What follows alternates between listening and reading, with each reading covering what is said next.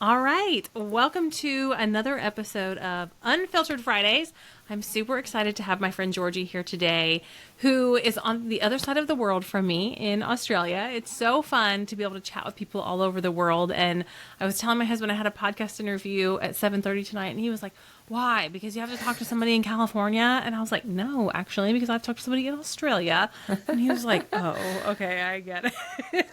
So, Georgie, I'm excited to have you here. And before we dive into a conversation that we're going to chat a little bit about mentorship and something that you and I kind of chatted about inside of a mastermind we were together in. Before we dive into all that, I'd love for you to just share with the listeners a little bit about you, other than the fact that you live in Australia. Who are you? What do you do? Like, what's your kind of 2-minute elevator story? Yes. Well, thanks for having me, Ruthie. I'm very excited to be here. And Ruthie and I connected in a mastermind that we're in, as she mentioned. And she is just a ray of sunshine. And even though it's 7:30 at night, it always looks like it's the middle of the day because you have this beautiful wallpaper behind you. But yes, I am in the future over here in Melbourne, Australia. And I am a life coach specifically for mums. And I really help them around finding like a balanced schedule between work and life and chores and hobbies and the mental load and all of the things that mums come up with. And I have a 5-year-old myself. I'm just entering into the school years. And if you're ever watching this on video, you'll see my black cat behind me as well. Yeah. You know, you said something about the mental load, that is one part of motherhood that I was not prepared for when I had a baby. Like, you are told about like the lack of sleep, you're told about, you know, dealing with different emotions and kind of the identity shift when you become a mom. But the mental load of the running checklist all the time. And on top of that, the like abundance of information that you're consuming about like how to mom and how to raise a human, because like, oh, we know, but we don't know. And there's so much we could learn like that. Do you find that that's surprising for a lot of moms? Yes, 100%. And we were just touching on this before we started recording about how often, not always, the mother carries a lot of that mental load. So it's things like, I know they're growing out of their shoes, so I need to buy shoes. Even this morning, I was making my daughter's school lunch, and I just literally forgot about it this morning. I was kind of doing other things, getting dressed, and then I was like, wait, I haven't even made her school lunch. And I went to do that, and I was thinking like, my mum had 4 kids, and I have 1 kid, and I have to make 1 lunch. But I'm the one that's making the lunch, and I'm the one that's thinking about it. And I think women get surprised about that, but I think the downside of it, apart from the actual mental load, is that they really beat themselves up about it. So like, I have to remember everything. Why am I not feeling on top of everything? And that's a lot of the work that I do with my coaching as well, obviously, is how to manage everything. Because you do want to feel on top of things. It's not like you want to just take the list away and be like, I'm never going to make school lunches and buy school shoes or anything like that. But you just want to take it easy on yourself and be like, how can I make this a really automated system? How can I ask for help where I need to ask for help? And often I talk to mums about like saying to their partner, hey, you're in charge of the dishwasher now. I wish I didn't have to tell you that you're in charge of it, but you are. And I'm just going to take that out of my brain because I need to take something out of my brain. Yes. And before we hit record, I asked Georgie if she had watched the documentary Fair Play, which is very similar to what you're talking about, like asking your partner, like, hey, you own this now. And so I encourage everybody, if you haven't watched it yet, it's on Amazon. It's a book and a like card system, but there's a documentary that's fascinating. And that mental load, I remember listening to something on a podcast recently that people today, humans, not just women, but humans today consume and are exposed to more information in 24 hours than people 100 years ago were their entire lives. And so when we think about the mental load, it's not like, oh, there's something wrong with me that I can't remember to put the laundry from the washing machine into the dryer. It's that my brain is at capacity because it's processing so much information, right? Yeah, 100%. I mean, we have 60,000 thoughts a day ourselves, and we make an insane number of decisions a day. That's a lot about doing things ahead of time that I talk to people about, because literally from the minute you wake up, you're like, what am I going to have for breakfast? What am I going to wear today? What is my kid going to wear today? What am I going to pack for lunch? All of those things.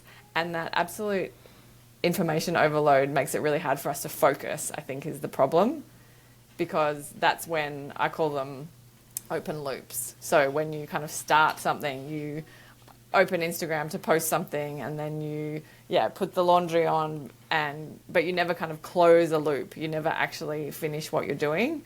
And that's when we have a day, those awful days where we feel really overwhelmed. We feel like we just can't close any chapter of our day. Yeah. And I think so much of that is information. And the crazy thing is that when we get to that overwhelmed stage, do you know what we usually do? We usually open our phone and consume more information to have the break, because we're like, I don't want to be with my thoughts anymore. I need someone else's thoughts in my brain. So fun fact, my husband reset the internet because he forgot that I was recording a podcast. So, thanks, husband. It kept recording though. I think we're okay. It kept recording. He was like, I didn't leave. He's like, I'm so sorry. I forgot. I was like, okay. He's like, don't talk to people in Australia at 7:30 at night. He's like, it'll be back on in just a minute. And I'm like, yes, but I was in the middle of recording a podcast. I wasn't just like on Google. Oh no. So we're back. We were talking about mental load. My husband reset the internet because he did not hold space in his brain for the fact that his wife is recording a podcast. And doesn't understand the capacity of editing a said podcast when things like this happen. So we know mental load is a lot. And the thing about the decision fatigue, like you were saying, like about we have to decide all of these things. And it's not just the little things, but the little things and the big things and how they add up, right? And like nobody prepares you for that before you have children. No, nobody prepares you. You're exactly right. And because, I mean, I always say one of the fun things about kids is they're always in a different phase, right? So they're like a toddler, and then they're going to school, and then they're, in whatever different grade, which is really fun. But that's almost like a reset in itself, because you're like, okay, I finally worked out this routine, or I finally worked out the decisions I need to make for this kid. And then they go and change on you and, grow bigger. And like, at the moment, my daughter is really into gymnastics, so she's like cartwheeling and handstanding everywhere, and it's almost like I feel like I'm back in the toddler phase because she's just so physical around me, and I'm like literally walking to the bathroom and I'm nearly getting kicked, by the cartwheels, and I'm like, okay, now we're in the cartwheel phase. How do I support her in wanting to be interested in gymnastics? Okay, now I've got to make decisions about that. Now I'm going to add that to my list. So it's a really fun part about having kids, but it's like the list grows, the mental load continues, but it changes, and that is cognitively difficult for us, because then we're like, oh, now I need to learn how to potty train them, now I need to learn how to do this, now I need to learn all these new skills. And everybody does, they tell you about the newborn phase, and it's not that it gets easier, it gets different. Like each phase is a new challenge, and there are definitely certain things that are easier, but then there are certain things that are harder. And when you layer that on top of being a business owner and trying to make decisions around like, should I be on TikTok? Do I need to redo my website? What's my messaging? Who's my ideal customer? What are my income projections? Should I invest in this thing? Like all of those things on top of each other just become a lot. And we were chatting a little bit at the beginning about, I remember something that you were saying in our mastermind about listening to and kind of choosing one mentor at a time to learn from. And I'd love for you to kind of expand upon that, because I think that's a really interesting philosophy to help minimize some of that information overwhelm and overload. Yeah, 100%. And I'll just touch on, before I jump into that, what you were saying about the mental load as a business owner.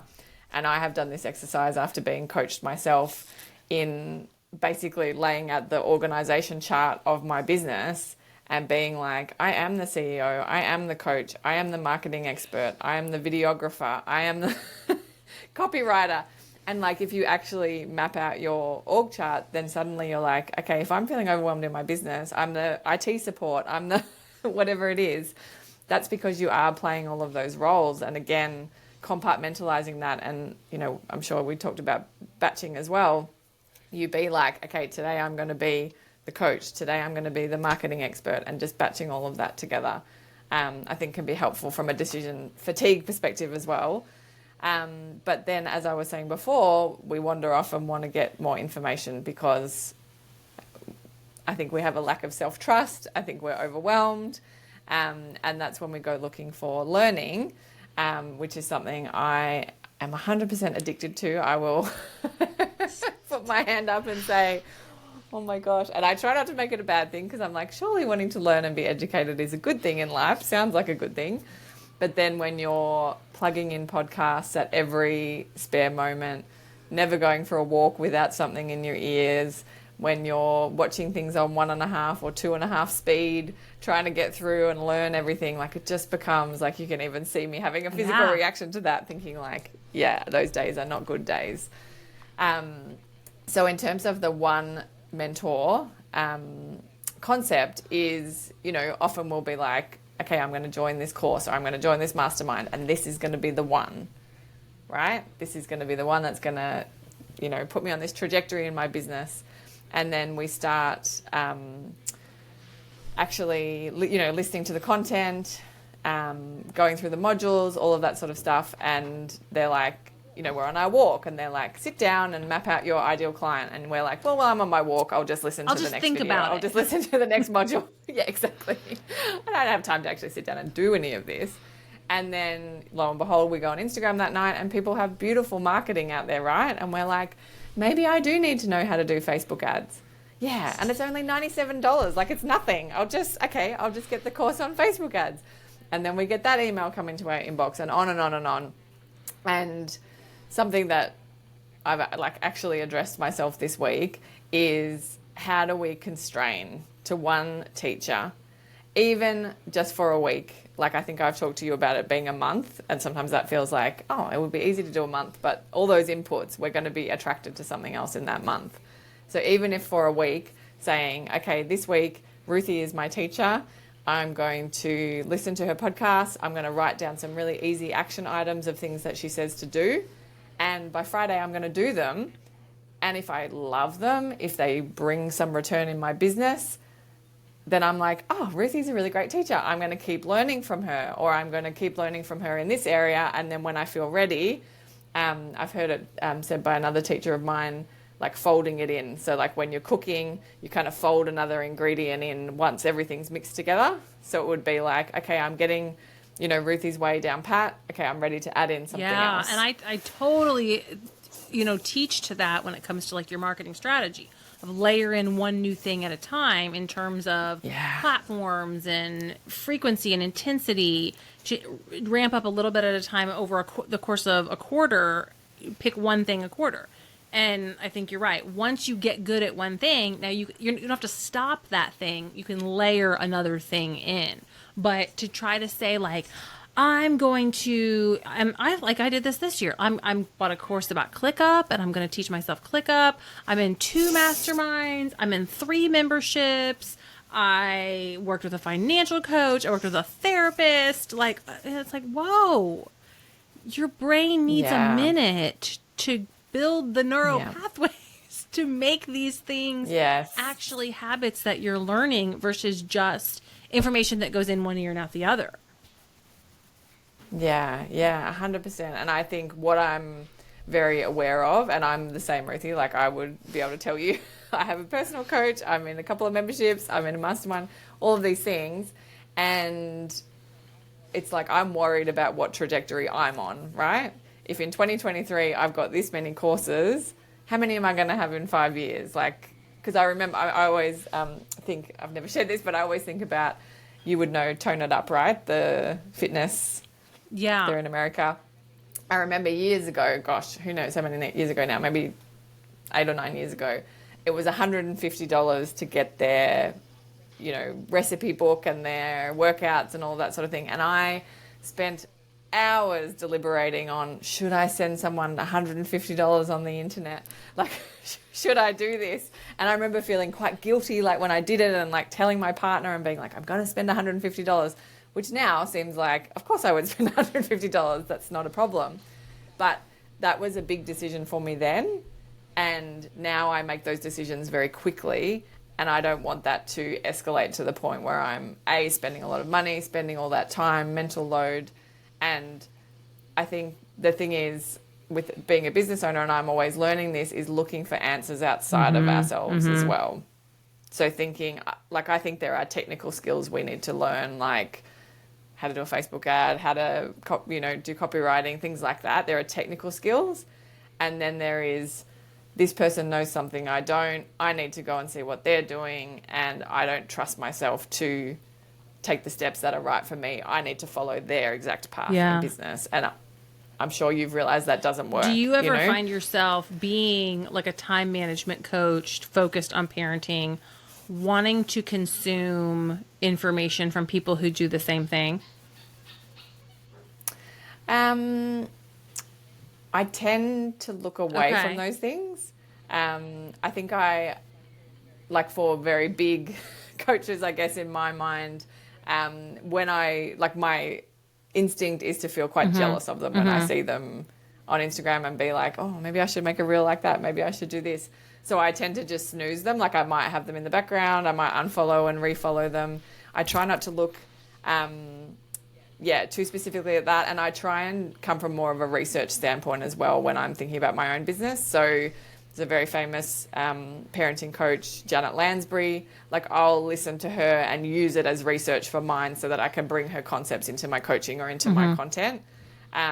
So I guess I try and keep on the research side rather than the comparison side of things. Yeah, that's a good angle to put it at. What I find sometimes is I like to consume content that's about marketing strategy because it's easy for me to consume, because I already know it, and it's just reinforcing things that I already know. And so it's like, oh, yeah, I'm really getting this. Well, yeah, you're getting it because you already knew it. You didn't need to listen to this podcast. Yes. It's not actually adding any new information to your life, but it feels good because it's confirming those things that we already know. But you're looking for someone to confirm that because you don't have that trust in yourself. Yeah, exactly. So the exercise I was going to say I did this week, and would you believe it was in a course that I'm in, I found this thing, but she had done a module on, stopping consuming and actually taking action. And, it just, like, the more I intuitively open to these things, those kind of things will just fall into my lap at the right time. So I had been in a bit of a learning frenzy, thinking, there's a few sales on for coaches that I really love. And I was like, I'll just buy that course and do it later, and I'll just put that one away. And I was thinking, I'm not feeling great.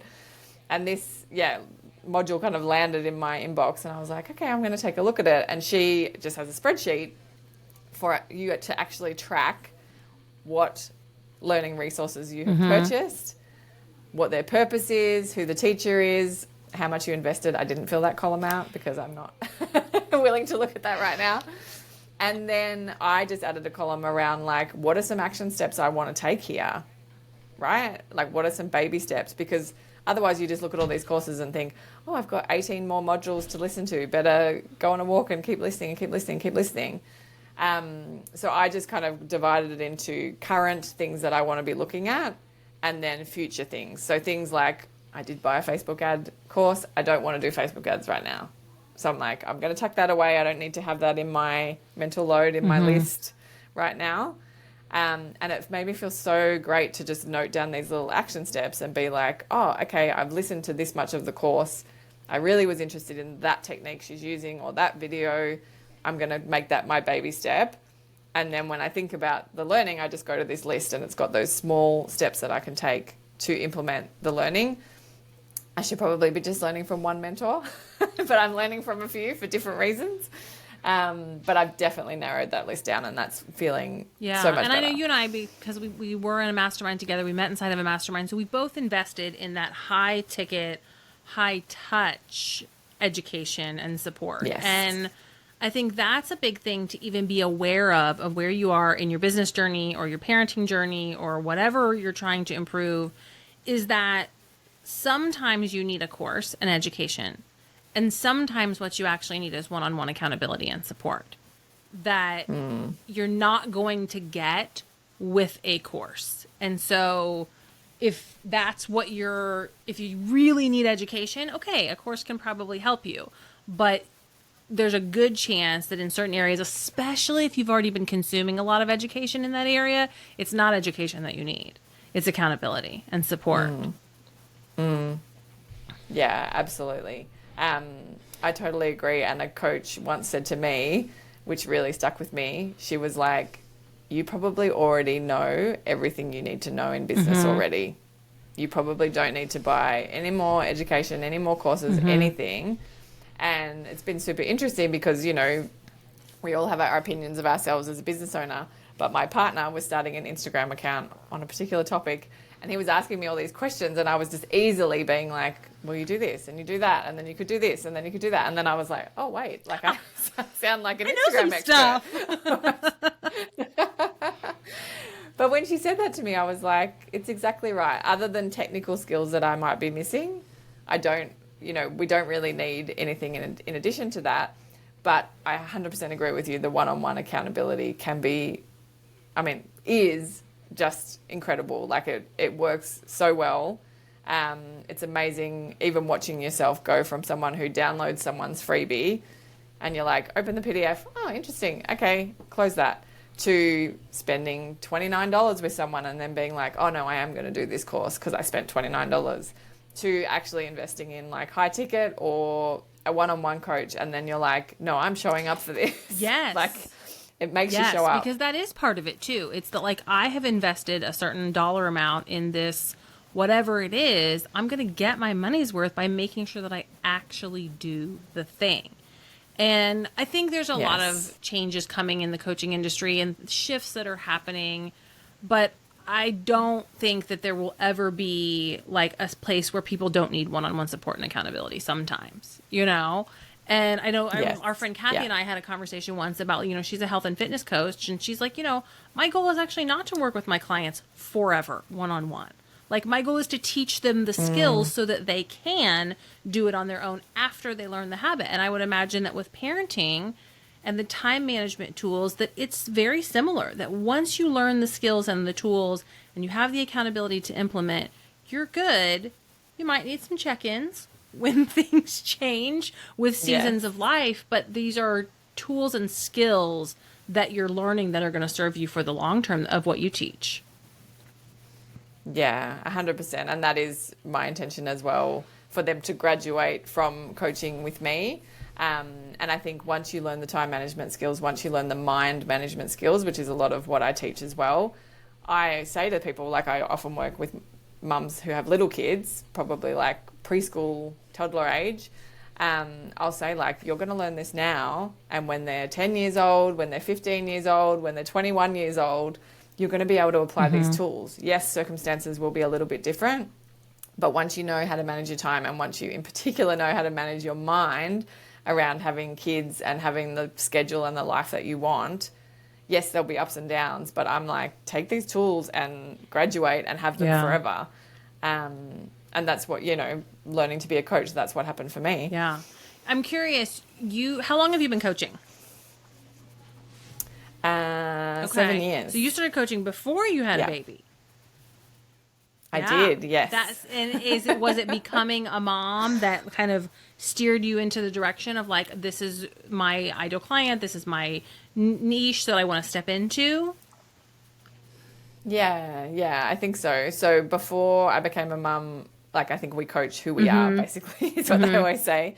So I was coaching high achieving women who had kind of risen the corporate ladder, had achieved all their goals, had the house, had the husband, but they just weren't satisfied, right? So that was where I kind of started. And then once I had my daughter and I needed to use so many of those tools with her as a newborn, returning to work, that's when I shifted my niche that way. And I often say, like, and you were saying during the podcast, we have a lot of support when our kids are newborns, even from friends and family who come around, who drop things around. And then there's kind of this lonely point before they start school, which is a number of years, where we're juggling work, we're juggling, you know, being at home. They're not just lying there like potatoes anymore. They are scratching and hitting and tantruming. Moving and running and fighting naps. Pushing all their buttons. Exactly. And we are like, how, you know, and I think the thing that mums feel the most is like they wished for this. They wanted to be a mum. Some people have had struggles to become a mum. And then they're sitting there thinking, I'm either bored with my toddler, or I'm yelling at my toddler, or, you know, I would rather be working than being with my kid. Like, what is wrong with me? And that's the thing that really, like, as I say that, I get goosebumps, because that's what mums come to me and say, like, what is wrong with me? And I'm like, absolutely nothing. This is how your brain works. This is why you feel this way. And, you know, that's what I love to support them with. What you said about moms feeling like I would rather be working than be with my kid. Here's the thing that what really resonated with me when you said that was because they're good at work and they aren't good at being a mom yet because they haven't been a mom very long, but they've been working for a long time. Yeah. And so you feel like I'm kicking ass in my career or my business or whatever it is. I want to keep doing that because it makes me feel good because I'm good at it. But I don't know how to do this thing to make this kid go to sleep and to stop crying and to not have tantrums and to potty train, all of those things. And so that is something, and I know when I became a mom, for me, it was about like, I never wanted to not work, but it was that weird feeling of like, I want to work and feeling even almost like judged for that. Yeah. Yeah, that is a huge piece of it. And even a lot of the mums I work with work part-time, so they might work 4 days a week instead of 5 days a week, and systemically still receiving comments at work or feedback at work or having their own guilt about needing to be online. I think it's getting better, but I don't think it's kind of gone all the way. And it's like, you're getting paid to work 4 days. You know, it's not like you're just skiving off and saying I'm a full-time worker who only works 4 days. There's a huge amount of guilt that comes with that. And, you know, it's like the world is not set up to support us yet in that space, right? It's like, be a mum, do everything, have the mental load, and you have an amazing career. And I would don't even like see shit. that in the corporate world, working full-time, that women who were older, whose kids were in high school or even graduated, they would like work extra and work on the weekends. And then it would be like, oh, I just did this over the weekend. You know, I was just Sunday and I didn't have anything to do. So I just did this extra report or whatever. And it was like making me, the mom who had a 3-year-old and was like at the playground on the weekend, like feel crappy, because it's like, well, okay, way to go get her over there, achiever, making me look bad. But it's like, no, we're not being paid to work on the weekends. And that's a cultural thing. That's not like me as a mom, I'm a bad mom, or her as a mom is a bad mom. But it's like she was doing something because she thought it would make her look good in the culture and the organization that we were in, which was not supporting being a mom of a toddler, right?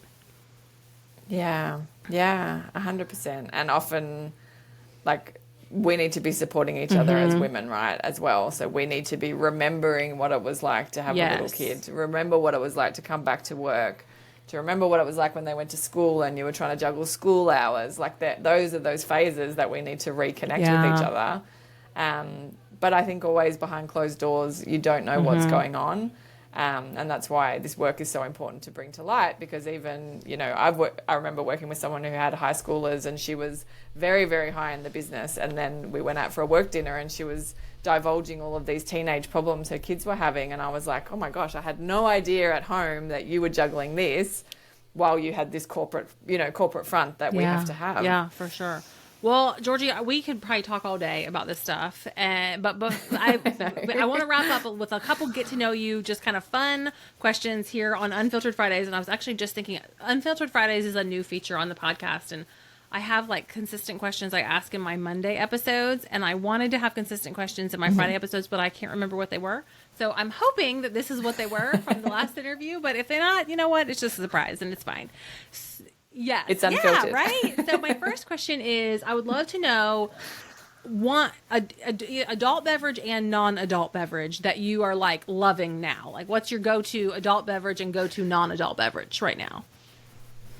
Oh, good question. So I will always say a spicy margarita for my adult beverage.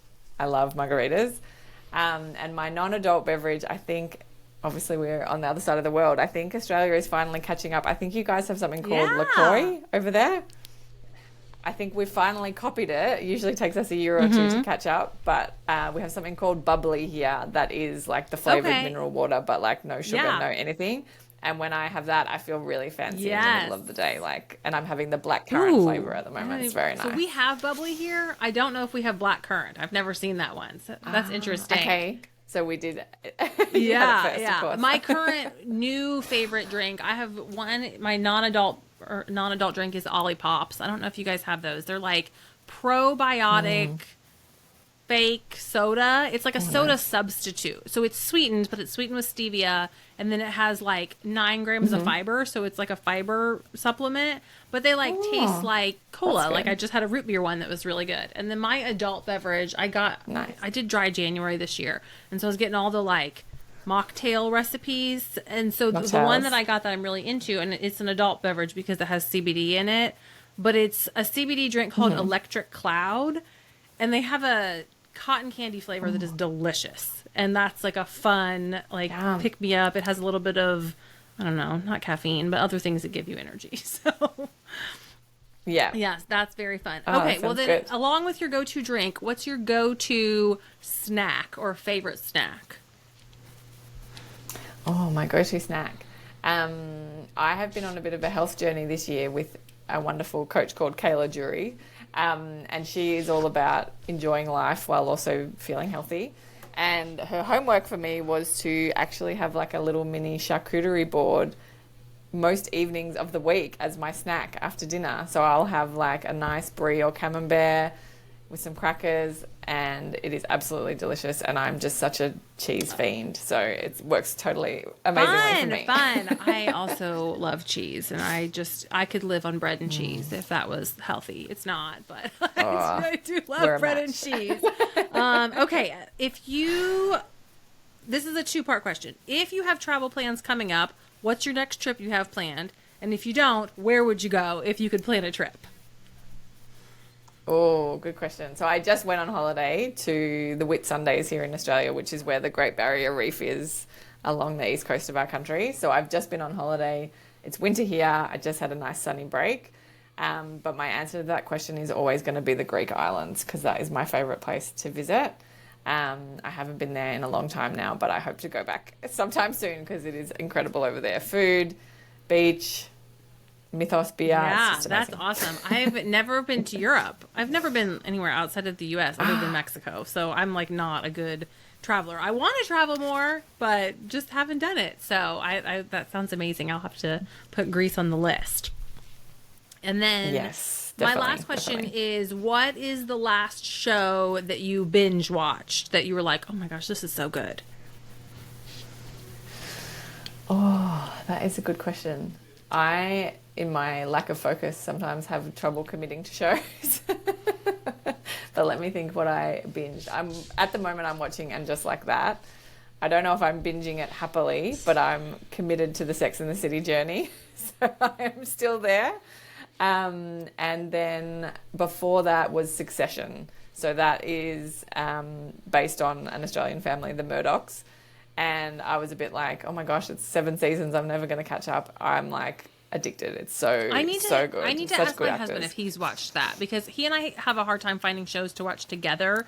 And I feel like from what I'd seen, he'd be into that one. So that might be that night. Yes. I watched it with my partner, and we're a bit the same, where he's like, I'm going to watch sci-fi things and I'm watching Sex and the City. But we connected on Succession. So hopefully you guys do too. He sat down and turned the TV on. I said, are you going to watch a Greg show? And he was like, well, I mean, I don't want to watch a documentary if that's what you mean, but we settled on Quarterback on Netflix, which is a docu-series, but it was about sports, so he was open to that one. Good. But yeah, he loves like The Witcher and like Vikings, and I'm like, nah, I'm not into any of that. Yeah, sounds the same. So yeah, I think that actually the funny thing is the last show that I binged was his recommendation. Is he watched Bridgerton without me and said, like, you will like this. Let's watch it. I'll watch it again. And he got me started on it, and I loved it. And even more loved Queen Charlotte, the like prequel that they came out with after it. And I wouldn't have watched it if my husband hadn't told me to. Oh, that's good. Yeah, so he knows occasionally good shows for me to watch. But I'm always like a go-to documentary or docuseries person. Yeah, I do love a documentary awesome. Too. Well, Georgie, this was such a fun conversation. If people want to connect with you, find you on Instagram or on the internet, where can they find you? Yes, so I am mostly around on Instagram at Georgie Bryant Coaching, and my website is wherethelightplays.com. So I still blog old school over there and talk all things being a mum and time management and work-life balance over on my Awesome. website I love too. it. Well, thank you so much for being here on Unfiltered Fridays. This was a lot of fun. Thank you for having me. Okay.